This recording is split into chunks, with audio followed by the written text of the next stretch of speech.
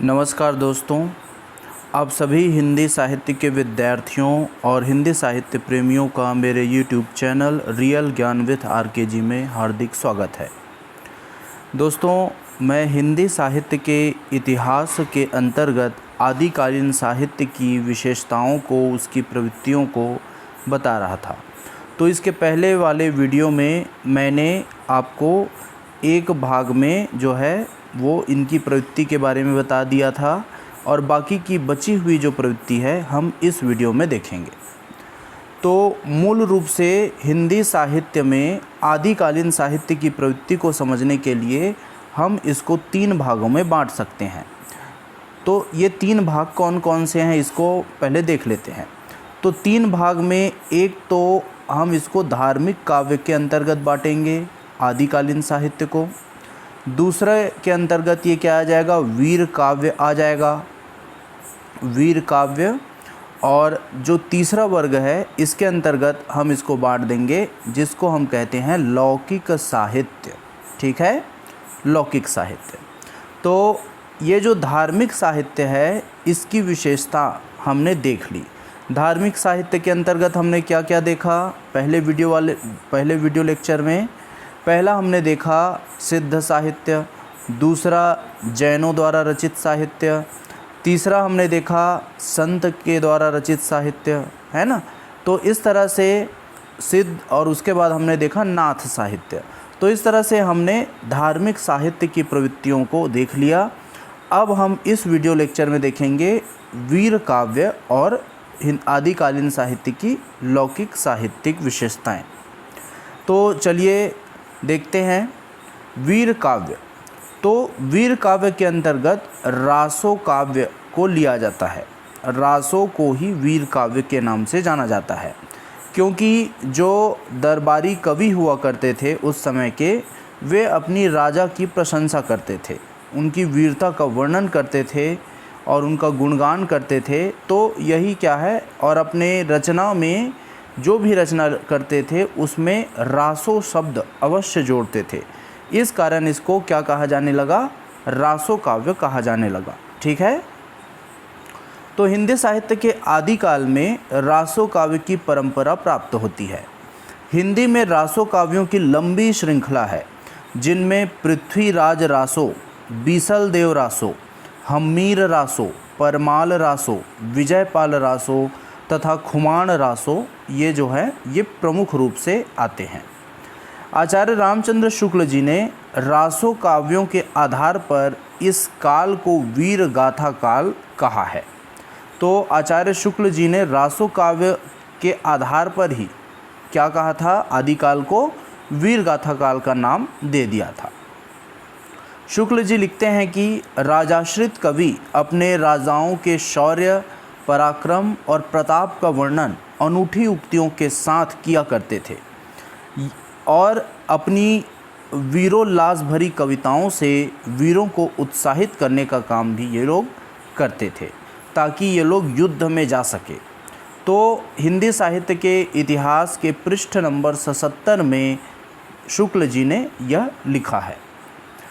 आचार्य हजारी प्रसाद द्विवेदी जी लिखते हैं कि 7वीं-8वीं शताब्दी से इस देश में ऐतिहासिक व्यक्तियों के नाम पर काव्य लिखने की प्रथा खूब चली, परंतु भारतीय कवियों ने ऐतिहासिक नाम भर लिया। शैली उनकी वही पुरानी की पुरानी रही, जिसमें कल्पना विलास का अधिक मान था, तथ्य निरूपण की कम था। ठीक है।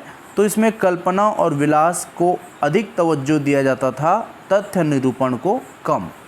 तो ऐतिहासिक व्यक्तित्व को पौराणिक या काल्पनिक कथात्मक जैसा बना देने की प्रवृत्ति इस रासो काव्यों में पाई जाती है। ठीक है। तो हिंदी साहित्य के उद्भव और विकास नामक अपनी पुस्तक में आचार्य हजारी प्रसाद द्विवेदी जी ने यह कथन कहा है। द्विवेदी जी अन्यत्र लिखते हैं, परंतु यह सत्य है कि इस काल की रचनाओं में वीर तत्व का एक नया स्वर सुनाई देता है। इस काल में वीर रस का बहुत प्रमुख स्थान प्राप्त होता है। इसी कारण रासो काव्य को वीर काव्य कहा जाता है, क्योंकि इसमें वीर रस की प्रधानता मिलती है। रासो काव्य की विषय वस्तु को हम देख लेते हैं। तो रासो काव्य की विषय वस्तु का मूल संबंध राजाओं के चरित्र तथा प्रशंसा से है। चरित्र अर्थात राजाओं के चरित्रों का गुणगान करना, उनके चरित्र का। तो राजाओं की चरित्र और प्रशंसा से पर निर्भर है यह जो काव्य है, और तथा इसमें वीर रस की प्रधानता है। आचार्य रामचंद्र शुक्ल जी लिखते हैं कि ये वीर गाथाएँ दो रूपों में हमें प्राप्त होती है, प्रबंध काव्य के साहित्यिक रूप में और वीर गीतों अर्थात बैलाड्स के रूप में हमें प्राप्त होता है। तो शुक्ल जी दो रूप में प्राप्त करते हैं ऐसा मानते हैं। पहला प्रबंध काव्य अर्थात एक बड़े काव्य के रूप में मिलता है, और दूसरा वीर गीत अर्थात बैलाड्स अर्थात लोक गीतों के रूप में, छिटपुट मुक्तक के रूप में भी यह वीर काव्य दिखाई देता है। तो साहित्यिक प्रबंध के रूप में जो प्राचीन ग्रंथ उपलब्ध है उसमें पृथ्वीराज रासो का प्रमुख स्थान है। और वीर गीत में हम अगर देखें प्रबंध काव्य की दृष्टि से, अगर हम रासो काव्यों को देखें तो पृथ्वीराज रासो पुराना है, और वीर गीत के रूप में हम सबसे पुरानी पुस्तक को देखें तो बीसल देव रासो हमें मिलती है।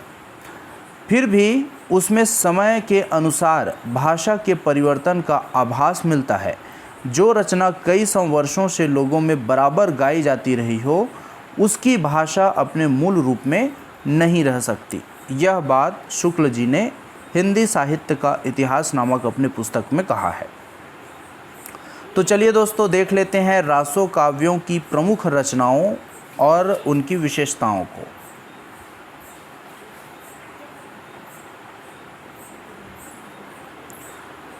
पृथ्वीराज रासो। पृथ्वीराज रासो के बारे में अब देख लेते हैं। तो शुक्ल जी के अनुसार चंदर बरदाई हिंदी के प्रथम महाकवि माने गए हैं, और इनका पृथ्वीराज रासो हिंदी का प्रथम महाकाव्य माना गया है। तो शुक्ल जी, आचार्य रामचंद्र शुक्ल जी चंदर बरदाई को प्रथम महाकवि कहते हैं हिंदी का, और पृथ्वीराज रासो हिंदी का प्रथम महाकाव्य कहलाता है। उसी प्रकार हजारी प्रसाद द्विवेदी जी के अनुसार रासों में अनेक कथानक रूढ़ियों और काव्य रूढ़ियों का प्रयोग किया गया है। उसमें अनेक छंदों का प्रयोग मिलता है। तो रासों में बहुत सारे छंदों का प्रयोग मिलता है। इसमें कथानक रूढ़ी, कहानी को बनाने की जो रूढ़ी रहती है उसका प्रयोग किया गया है, और इसमें काव्य रूढ़ी का भी प्रयोग किया गया है। पृथ्वीराज रासो जो है वह रासो काव्य परंपरा का काव्य तो है ही, इसमें चरित्र काव्य, कथा काव्य, आख्यायिका आदि के भी लक्षण मिल जाते हैं। इस काव्य में जो रस है वह दो रस प्रमुख रूप से सामने आते हैं। पहला है श्रृंगार रस और दूसरा है वीर रस। पृथ्वीराज रासों के जो नायक हैं, है ना, यह प्रसिद्ध हिंदू सम्राट दिल्ली के नरेश पृथ्वीराज चौहान जी हैं। और कवि चंदर बरदाई ने एक ओर तो युद्धों के वर्णन के माध्यम से वीरता और पराक्रम की अद्भुत सृष्टि की है, दूसरी ओर रूप, सौंदर्य और प्रेम के सरस चित्र भी उन्होंने उकेरे हैं। तो इस तरह से इसमें वीर रस और प्रेम के रूप में श्रृंगार रस, दोनों रसों के केंद्र में नारी ही प्रमुख है। उसे पाने के लिए युद्ध होते हैं, और पा लेने पर जीवन का विलास पक्ष अपनी पूरी रमणीयता के साथ उभरता है।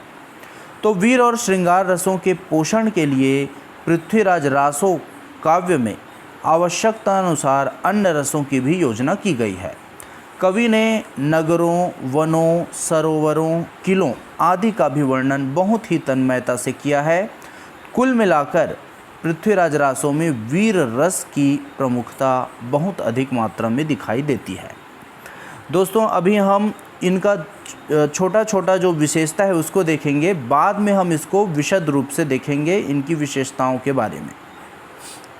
चलिए दूसरा रासो ग्रंथ देखते हैं, बीसल देव रासो, जो कि गीत परंपरा का है, मुक्तक परंपरा का है, बैलाड्स की श्रेणी में आता है। तो बीसल देव रासो श्रृंगार प्रधान काव्य है, और यह एक प्रेम काव्य है जिसमें संयोग श्रृंगार और वियोग श्रृंगार, तो संयोग और वियोग दोनों मनोदिशाओं का सुंदर चित्रण बीसल देव रासों में हुआ है। और बीसल देव रासो एक प्रकार का संदेश काव्य है, संदेश पहुंचाने वाला काव्य है। तो मेघदूत और संदेश रासक की संदेश परंपरा इसमें मिल जाती है। मेघदूत किसकी है? कालिदास जी की, है ना। तो ये जो मेघदूत और संदेश रासक नामक जो रचनाएं हैं, इनकी जो परंपरा है इसमें बीसल देव रासों में दिखाई देती है। जिस प्रकार से इनमें संदेश दिया गया है, रूढ़ियों को अपनाया गया है, उसी प्रकार भी बीसल देव रासों में इन्हीं परंपराओं को अपनाया गया है। बीसल देव रासों की एक विशेषता यह भी है कि यह एक गेय काव्य है, अर्थात यह गाए जाने योग्य काव्य है, जबकि पृथ्वीराज रासो गेय काव्य नहीं है। सामंती जीवन के प्रति गहरी अरुचि का सजीव चित्रण इस बीसल देव रासो काव्य में मिलता है। इस काव्य में मध्यकाल की एक ऐसी नारी है जो अपने पति के अहंकार को तोड़कर उसकी प्रतिस्पर्धा में आत्मगौरव की अनुभूति करती हुई खड़ी होना चाहती है, लेकिन पुरुष का जो हठ है ना, और उसका अहंकार जो है वह नारी को झुकने के लिए बाध्य कर देता है। बीसल देव रासों के रचयिता है नरपति नाल्ह। नरपति नाल्ह ने बीसल देव रासों की रचना की है। और इसमें ये जो कहानी है, इसकी कहानी को बता देते हैं कि इसमें सांभर नरेश बीसल देव, जिसका असली नाम है विग्रहराज चतुर्थ, और मालवा के भोज परमार की पुत्री राजमती, तो इसमें बीसल देव और राजमती इन दोनों के जीवन के एक कालखंड का, केवल एक कालखंड का जो कथा है उसको बताया गया है। इसमें बताया गया है कि राजमती का विवाह बीसल देव के साथ हुआ था। विवाह के कुछ ही दिनों बाद रानी की बात पर रूठकर बीसल देव उड़ीसा चले गए और उड़ीसा में 1 वर्ष रहे। राजमती के विरह वर्णन इस सुंदर अवसर का कवि ने भरपूर उपयोग किया है। तो जो राजमती का जो है विरह वर्णन का प्रयोग बहुत ही सुंदर रूप से किया गया है। रानी राजमती ने राजा के पास संदेश भेजा है। वे उड़ीसा से लौटे। अब जो राजा भोज है वह अपनी पुत्री को घर लेने आ गए, राजमती को, और बीसल देव वहाँ जाकर राजमती को चित्तौड़ फिर से ले आते हैं। तो यह विरहजन्य कष्ट सहने के बाद भी न तो राजमती का स्वभाव बदला है और न ही उसके जुबान की तेजी कम हुई है। तो इसमें यह बताया गया है कि राजमती थोड़ी अड़ियल किस्म की रहती है और बीसल देव उससे रूठ कर चला जाता है, और दूरी रहते हुए भी, बहुत दूर रहते हुए भी, है ना, बहुत समय व्यतीत करने के बाद भी राजमती के स्वभाव में कोई भी परिवर्तन नहीं आता।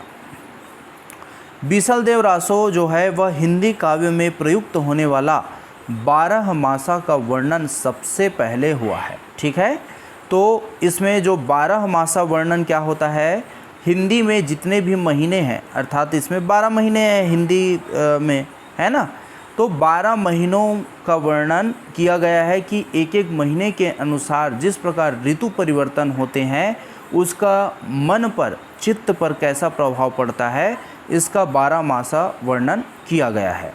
तो 12 मासा वर्णन होने वाला सबसे पहला काव्य कौन है? बीसल देव रासो है।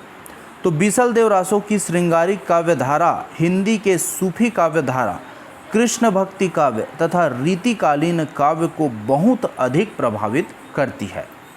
इसी समय अर्थात आदिकाल में भाषा के 2 रूप हमें दिखाई देते हैं, और ये 2 रूप कौन से हैं? पहला है डिंगल और दूसरा है पिंगल। तो डिंगल और पिंगल ये भाषा के 2 रूप हमें दिखाई देते हैं। देखिए दोस्तों, जो डिंगल भाषा है वह राजस्थानी बोली का रूप है, भाषा का रूप है, और पिंगल है वह क्या है? यह जो है राजस्थान क्षेत्र में, जो हम राजस्थान क्षेत्र में बोली जाने वाली ब्रजी का रूप है, अर्थात ब्रज का रूप है।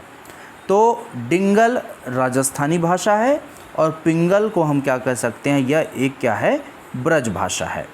डिंगल का उपयोग कब किया जाता था? इसमें वीर रसात्मक काव्यों के लिए डिंगल के शब्दों का प्रयोग किया जाता था, डिंगल भाषा का प्रयोग किया जाता था।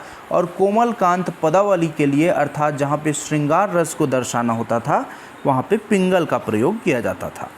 तो बीसलदेव रासो और पृथ्वीराज रासो के अलावा भी अन्य रासो ग्रंथ हैं, जैसे परमाल रासो, विजयपाल रासो, हम्मीर रासो और खुमान रासो। ये सभी जो है ये बहुत ही प्रसिद्ध रासो काव्य है, इसकी चर्चा हम अलग से करेंगे। तो इस तरह से दोस्तों हमने आदिकालीन साहित्य के दूसरे भाग वीर काव्य को भी हमने देख लिया, ठीक है। अब हम देखते हैं आदिकालीन साहित्य के तीसरे भाग को, जिसका नाम है लौकिक साहित्य, ठीक है। तो यह जो लौकिक अर्थात क्या होता है, लोक से संबंधित, लोक में प्रचलित। तो आदिकाल में उपर्युक्त लौकिक साहित्य की प्रवृत्तियों के अतिरिक्त जो क्या बोलते हैं, धार्मिक साहित्य और वीर काव्य के साहित्य की प्रवृत्तियों के अतिरिक्त स्वच्छंद रूप में लौकिक विषयों पर भी रचनाएं हमें प्राप्त होती है। तो ये जो ग्रंथ लिखने की प्रवृत्ति, हमें स्वच्छंद ग्रंथ की भी परंपरा प्राप्त होती है। और पहला ग्रंथ है लौकिक साहित्य के अंतर्गत, जिसका नाम है ढोला मारूरा दूहा, ठीक है, ढोला मारूरा दूहा। और यह 11वीं शताब्दी में रचित लोक भाषा का काव्य है, ठीक है। यह किस में रचा गया है? उस लोक विशेष की भाषा में रचा गया है। कब रचा गया? 11वीं शताब्दी में रचा गया। इसमें ढोला नामक राजकुमार और मारवणी अर्थात मारू नामक राजकुमारी की प्रेम कथा का वर्णन है, और यह एक लोक प्रसिद्ध प्रेम गाथा है। आदिकालीन श्रृंगार काव्य परंपरा की एक महत्वपूर्ण कड़ी इसे मान सकते हैं। इस काव्य में ढोला मारूरा दूहा में हम देखते हैं कि नारी हृदय की अत्यंत मार्मिक व्यंजना मिलती है। और ढोला मारूरा दूहा मूल रूप से दोहों में लिखा गया है, ठीक है। इसकी रचना किस में की गई है? दोहों में किया गया है। और यह जो दोहा होता है वह श्रृंगार की जो परंपरा है उसका आरंभ करते हैं, और वह आगे जाकर बिहारी जी के काव्य में प्रतिफलित हमें दिखाई देता है, ठीक है। उसी प्रकार हम लौकिक साहित्य में और रचना देखते हैं। दूसरा है वसंत विलास। वसंत विलास जो है वह 84 दोहों में रचा गया है। कुल इसमें कितने दोहे हैं? 84। और इसमें वसंत विलास हम इसके शीर्षक से समझ सकते हैं कि वसंत और स्त्रियों पर उसके विलासपूर्ण प्रभाव का मनोहारी चित्रण इस रचना में किया गया है। डॉक्टर नगेंद्र द्वारा संपादित हिंदी साहित्य के इतिहास में डॉक्टर नगेंद्र ने लिखा है कि आदिकाल के विद्वानों ने अब तक वीर गाथाओं और धार्मिक उपदेशों का ही युग इसको माना है, लेकिन बसंत विलास के सरस वर्णनों को पढ़कर सुनकर सूरदास की जो श्रृंगार भावना है या उसके पश्चात रीतिकालीन कवियों की जो श्रृंगारिकता है, साहित्य में अचानक आ जाने की प्रवृत्ति नहीं रह जाती। अर्थात सूरदास और रीतिकालीन कवियों में जो श्रृंगारिकता हमें दिखाई देती है वह इस आदिकालीन लौकिक साहित्य की ही देन हमें लगती है। ऐसा कौन कहते हैं? डॉक्टर नगेंद्र बोलते हैं। वे कहते हैं कि और न उसके लिए संस्कृत साहित्य में परंपरा की खोज करना ही आवश्यक प्रतीत होता है। वे कहते हैं कि स्त्री पुरुष प्रकृति इन तीनों में अजस्त्र बहती मदोन्मत्तता का इस काव्य में जैसा चित्रण मिलता है वैसा रीतिकालीन हिंदी कवि भी नहीं कर सकते, यह डॉक्टर नगेंद्र जी कहते हैं। उसके बाद दोस्तों हम देखते हैं, यह तो काव्य की बात हो गई है ना। काव्य को हमने 3 भाग में बांटकर देख लिया। पहला देखा हमने क्या है, धार्मिक साहित्य, और दूसरा हमने देखा वीर काव्य, और तीसरा हमने देखा क्या है, लौकिक काव्य, ठीक है। अब हमें गद्य साहित्य की भी इसमें कुछ कुछ विशेषताएं दिखाई देती है ना। तो इसमें हम देख लेते हैं कि आदिकाल में काव्य रचना के साथ साथ गद्य रचना की दिशा में भी कुछ प्रयास लक्षित होते हैं।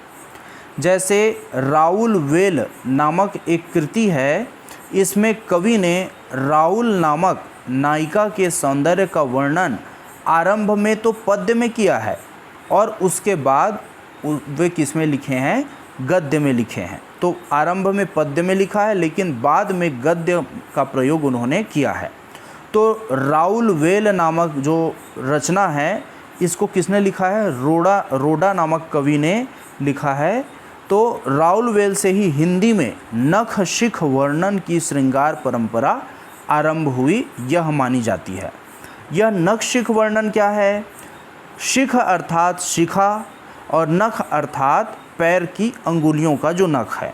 तो ऊपर से लेकर नीचे तक है ना, जो वर्णन किया जाता है, स्त्रियों का जो वर्णन मिलता है उसी को हम क्या बोलते हैं, नख शिख वर्णन।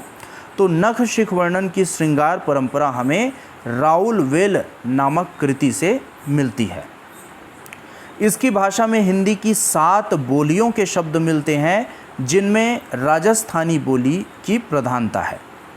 उसके बाद हम देखते हैं गद्य साहित्य के अंतर्गत जिसका नाम है उक्ति व्यक्ति प्रकरण। उक्ति व्यक्ति प्रकरण से आदिकाल के काव्य रूपों के संबंध में थोड़ी बहुत जानकारी प्राप्त होती है। इससे गद्य और पद्य दोनों शैलियों की हिंदी में तत्सम शब्दावली के प्रयोग की बढ़ती हुई प्रवृत्ति का हमें पता चल जाता है। तो उक्ति व्यक्ति प्रकरण से हमें जो तत्सम शब्द है इसका प्रभाव ज़्यादा बढ़ रहा था, अर्थात तत्सम शब्दों का उपयोग किस प्रकार बढ़ रहा था, इसकी जानकारी हमें मिल जाती है। इसके बाद हम देखते हैं वर्ण रत्नाकर नामक रचना को। तो वर्ण रत्नाकर जो है वह गद्य के अंतर्गत आ जाएगा और मैथिली हिंदी का प्राचीनतम रूप जो है वह वर्ण रत्नाकर में दिखाई देता है और मैथिली हिंदी का प्राचीनतम ग्रंथ वर्ण रत्नाकर है। यह गद्य में है और हिंदी गद्य के विकास में राउल वेल के पश्चात वर्ण रत्नाकर का योगदान प्रमुख माना जाता है। इसके बाद हम देखते हैं चंदायन। तो चंदायन के रूप में सूफी काव्य की परंपरा का भी यहाँ पे आरंभिक रूप हमारे सामने उपस्थित होता है। सूफी काव्य कब चालू हुआ? सूफी काव्य हमें मुख्य रूप से भक्ति काल में दिखाई देता है, लेकिन इसके जो आरंभिक रूप है, इसका जो आरंभिक रूप हमें आदि काल में इसका जड़ दिखाई देता है। किससे दिखाई देता है? चंदायन नामक रचना से। और चंदायन की रचना किसने की है? मुल्ला दाऊद ने की है। ठीक है। तो मुल्ला दाऊद की रचना चंदायन से सूफी प्रेम आख्यानक काव्यों की शुरुआत हुई और इसमें दोहा और चौपाई को मिलाकर लोरिक की कथा कही गई है। ठीक है।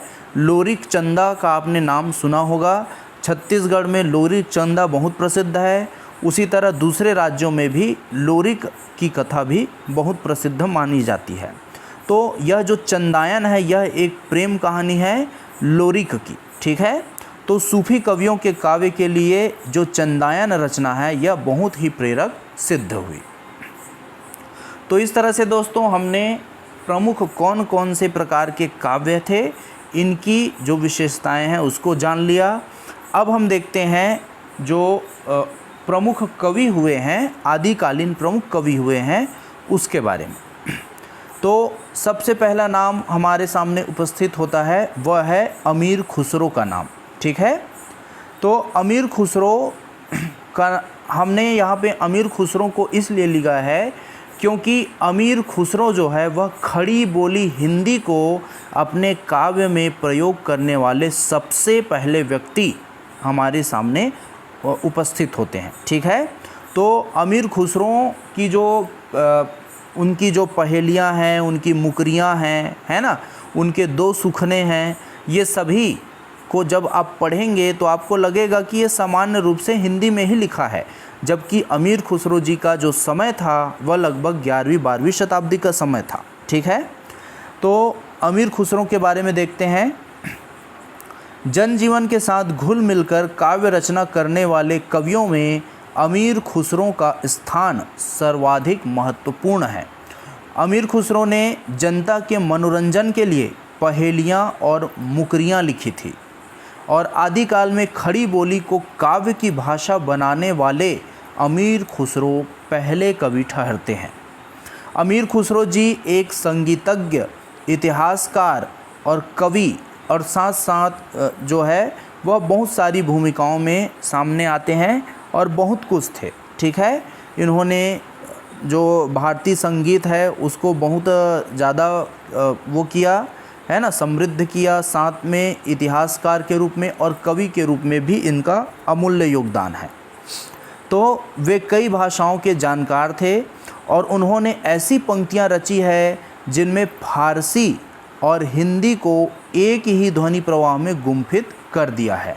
तो इन्होंने फारसी और हिंदी दोनों को एक करने का महत्वपूर्ण काम किया और अमीर खुसरो जी की अधिकांश रचनाएं फ़ारसी में हैं। ठीक है, इनकी अधिकांश रचनाएं किस में है? फ़ारसी में है। अमीर खुसरो को इस बात का श्रेय दिया गया है कि इन्होंने भारतीय शैली में फ़ारसी साहित्य को लिखा है। ठीक है, फ़ारसी साहित्य को इन्होंने किस शैली में लिखा है? भारतीय शैली में लिखा है। तो Persian literature in Indian style इसकी रचनाओं में हम पाते हैं। अमीर खुसरो ने अपनी रचनाओं में राग रागिनियों का भी उपयोग किया है। अमीर खुसरो जी को तूतीय हिंद के नाम से जाना जाता है, अर्थात भारत का तोता किसको कहा जाता है? अमीर खुसरो को कहा जाता है। एक महत्वपूर्ण बात, निजामुद्दीन औलिया का आपने नाम सुना होगा। निजामुद्दीन औलिया अमीर खुसरो के बहुत बड़े, मतलब इसके जो थे वह गुरु थे। ठीक है, निजामुद्दीन औलिया का निधन हुआ उसके 1-2 महीने बाद अमीर खुसरो जी ने अपने गुरु वियोग से अपना प्राण त्याग दिया। ठीक है, तो अमीर खुसरो जो हैं वे उसकी जो भाषा है उसकी सबसे बड़ी विशेषता यह है कि उन्होंने जो भी काव्य लिखा है बोलचाल की भाषा में लिखा है, अर्थात हम उसको पढ़कर अच्छे से समझ सकते हैं। बोलचाल की शब्दों का प्रयोग किया है और उनका प्रसिद्ध दोहा नीचे दिया जा रहा है जिसकी चर्चा बार बार की जाती है और जिससे लगता है कि इनकी भाषा बिहारी से अधिक बोलचाल की भाषा है। ठीक है, जैसे गोरी सोवे सेज पर मुख पर डारे केस, चल खुसरो घर आपने रैन भई चहुदेस। तो इस तरह से खुसरो की जो कविता है उसका जो दोहा है इसको आप देख सकते हैं।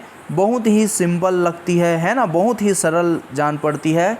और यह दोहा उसने तब कहा था जब निजामुद्दीन औलिया जी की मृत्यु हो गई थी। ठीक है, तो अमीर खुसरो की कविता के विभिन्न रूप मिलते हैं।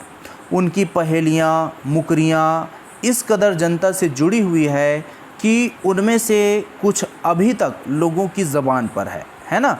जैसे पहेलियों में आप सुनते होंगे कि सावन भादो बहुत चलत है, मांग पूस में थोरी, अमीर खुसरो यूँ कहे तू बूझ पहेली मोरी। ठीक है, तो अभी तक जनता के ज़बान पर है ना। तो खुसरो की पहेली की एक विशेषता यह है कि उसमें अंत में समाधान नहीं दिया गया है। ठीक है, और पहेलियाँ संवाद की भाषा में है। ठीक है, इसलिए इनकी पहेलियाँ बहुत ज़्यादा लोकप्रिय हुई। अमीर खुसरो की कविता का रूप मुकरी रूप में भी सामने आया है। ठीक है, और मुकरी में वाग विग्धता, हास्य व्यंग का रूप, मिला जुला रूप दिखाई देता है। खुसरो ने छोटी छोटी सवालनुमा कविताएं भी लिखी है। उन्होंने राग रागिनियों का उल्लेख करते हुए कुछ गीत भी लिखे हैं। ठीक है, उन्होंने कुछ दोहे भी लिखे हैं और उनके दोहों में दार्शनिक गहराई होने के बाद भी पारदर्शिता दिखाई देती है। और गज़ल को आगे बढ़ाने का श्रेय भी अमीर खुसरो जी को भी दिया जाता है, अर्थात गज़ल के प्रवर्तक कौन है? अमीर खुसरो जी है। इस प्रकार हम देखते हैं कि अमीर खुसरो की रचनाओं में एक साथ अनेक परंपराएं मिल जाती है। ठीक है, इसके बाद हम देखते हैं आदिकालीन साहित्य के प्रमुख जो कवि हैं उसको। दूसरे कवि के रूप में हमारे सामने आते हैं, सॉरी ये थोड़ा गड़बड़ हो गया, एक और महत्वपूर्ण कवि है जो लौकिक कविताओं का, लौकिक साहित्य का सृजन करते हैं, जिसका नाम है विद्यापति। ठीक है, तो विद्यापति को आचार्य शुक्ल जी ने फुटकल कवियों में रखा है, अर्थात इनका जो वो है, इनको हम लौकिक साहित्य की श्रेणी में रख सकते हैं, साहित्यकार की श्रेणी में, ठीक है। किंतु आदिकाल के ये सर्वाधिक महत्वपूर्ण कवि ठहरते हैं। विद्यापति ने 3 भाषाओं में अपना साहित्य लिखा है। पहला संस्कृत साहित्य, दूसरा अपभ्रंश में लिखा है ना, अपभ्रंश का एक रूप होता है अवहट्ट, उसमें लिखा है, और तीसरा लिखा है लोक भाषा मैथिली में। तो पहला तो इन्होंने संस्कृत में लिखा ग्रंथ, उसके बाद अपभ्रंश का एक रूप अवहट्ट में लिखा, और उसके बाद इन्होंने लिखा मैथिली में।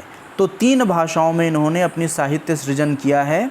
और विद्यापति को अपभ्रंश साहित्य का अंतिम महत्वपूर्ण कवि माना जाता है और हिंदी साहित्य का प्रथम महत्वपूर्ण कवि कहा जा सकता है, ठीक है। तो अपभ्रंश साहित्य का अंतिम कवि विद्यापति है और हिंदी साहित्य के प्रथम महत्वपूर्ण कवि हैं विद्यापति।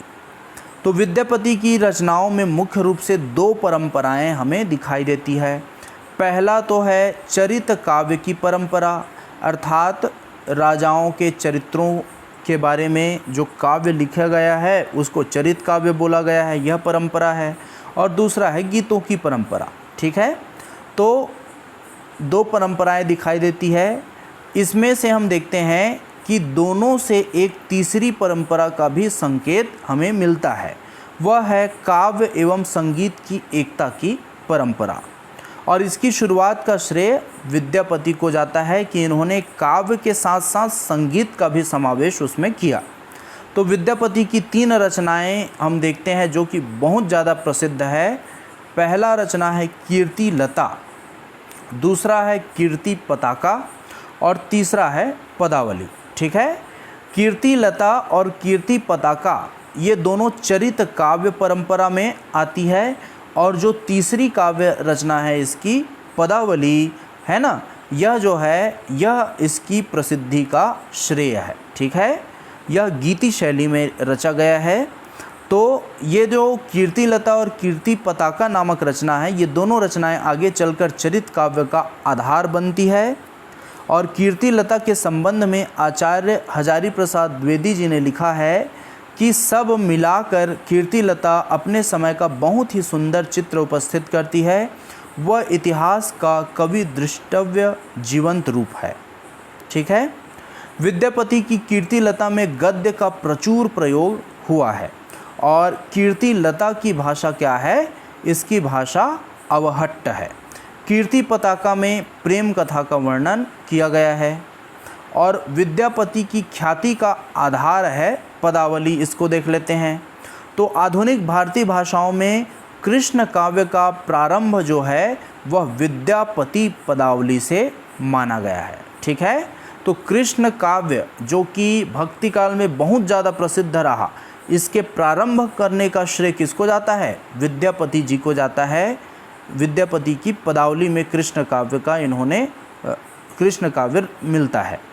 तो राधा कृष्ण के प्रेम लीलाओं का वर्णन करने के लिए विद्यापति ने पदावली की रचना की। और इनकी पदावली में भक्ति और श्रृंगार इन दोनों का समन्वय मिलता है, ठीक है। भक्ति और श्रृंगार दोनों का समन्वय मिलता है। और वस्तुतः जयदेव का गीत गोविंद, विद्यापति की पदावली और सूरदास का सूर सागर लगभग एक तरह की रचनाएं हम मान सकते हैं, जिनमें भक्ति का आधार ही क्या है? भक्ति का आधार क्या है? श्रृंगार अर्थात प्रेम है। अर्थात श्री कृष्ण को प्रेमी मानकर, है ना, अपना प्रेमी मानकर भक्ति किया गया है, ठीक है। तो विद्यापति की पदावली से अनेक प्रकार की परंपराएं शुरू होती है, जिसको हम देख लेते हैं। इनमें से प्रमुख है पद रचना की परंपरा, ठीक है। दूसरा, कविता और संगीत की एकता की परंपरा शुरू होती है। उसी तरह लोक काव्य की लिखित परंपरा भी चालू होती है। सामान्यतः लोक काव्य मौखिक रूप में एक जगह से दूसरे व्यक्ति के साथ दूसरे व्यक्ति पर संचारित होता था, है ना, मौखिक रूप से। लेकिन लोक काव्य की लिखित परंपरा विद्यापति जी से चालू होता है। तो विद्यापति की पदावली से ये सभी बातें स्पष्ट हो जाती है। आदिकाल में हिंदी भाषा साहित्य जो है वह अपभ्रंश के साथ साथ चलती हुई क्रमशः जन भाषा अर्थात लोगों की भाषा में साहित्य रचना का माध्यम बन रही थी। आदिकालीन हिंदी साहित्य में वीर रस की रचनाओं में डिंगल शैली का समावेश होता है और कोमल भावों की अभिव्यंजना के लिए पिंगल शैली अर्थात वीर रस की रचनाओं में डिंगल भाषा का और श्रृंगार रस के भावों को दर्शाना हो तो पिंगल का प्रयोग किया जाता था। तो पिंगल क्या है? पिंगल अर्थात क्षेत्रीय बोलियों से प्रभावित ब्रज भाषा। ठीक है, ब्रज साहित्यिक भाषा जो है वह बनती जा रही थी और आगे चलकर भक्ति काल में ब्रज साहित्य की भाषा बन गई। तो इस तरह से दोस्तों हम निष्कर्ष में पहुंचते हैं कि हिंदी साहित्य का जो आदिकाल है वह विविध साहित्यिक प्रवृत्तियों के विकास का काल रहा है। आपने लेक्चर को देखा तो आप समझ सकते हैं कि आदिकाल से बहुत सारी साहित्यिक प्रवृत्तियों का जन्म हुआ। तो इस काल में अनेक साहित्यिक प्रवृत्तियां निर्मित हो रही थी और साहित्यिक भाषा भी एक नया रूप लेने लगी थी। इस काल में एक तरफ तो हमें सिद्धों, नाथों और जैन कवियों की रचनाएं मिलती है तो दूसरी ओर वीरता और श्रृंगार से परिपूर्ण रासो काव्य भी मिलते हैं, है ना। तो आदिकाल को हम भाषा का संधि काल कह सकते हैं। ठीक है, क्योंकि इसमें एक तरफ तो संस्कृत का भी प्रयोग होता है, अवहट्ट का भी प्रयोग होता है ना, और साथ में हिंदी का भी प्रयोग हमें दिखाई देता है। ठीक है, अब हिंदी का अर्थ हमें खड़ी बोली नहीं समझना है। खड़ी बोली हिंदी का अर्थ में हम सभी हिंदी के सभी रूपों को ले सकते हैं। इसके अंतर्गत डिंगल, पिंगल, ब्रजी ये सभी रूप हमारे सामने आ जाते हैं। अमीर खुसरो ने खड़ी बोली का प्रयोग किया। ठीक है, तो आदिकाल को हम भाषा का संधि काल कह सकते हैं और इस काल में अपभ्रंश में तो रचनाएं हो ही रही थी, अपभ्रंश का परिवर्तित रूप भी स्पष्ट दिखाई दे रहा था। मुक्तकों की रचना के साथ साथ प्रबंध काव्यों का भी प्रणयन हो रहा था और यह काल क्रमशः लोकोन्मुख होती हुई काव्य संवेदना और भाषा का काव्य है और इसी काल में हमें गद्य का स्वरूप निर्मित होते भी दिखाई देता है।